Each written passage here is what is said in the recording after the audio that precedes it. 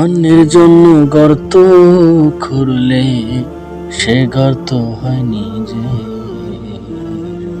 সাজাইলা শুধুই দুনিয়া, করলা কি আখের? ভাবের মায়ায় পড়ে তুমি করছো ছল চাচুরি, তোমারও যে হইবে মরণ একবারও ভাবছনি।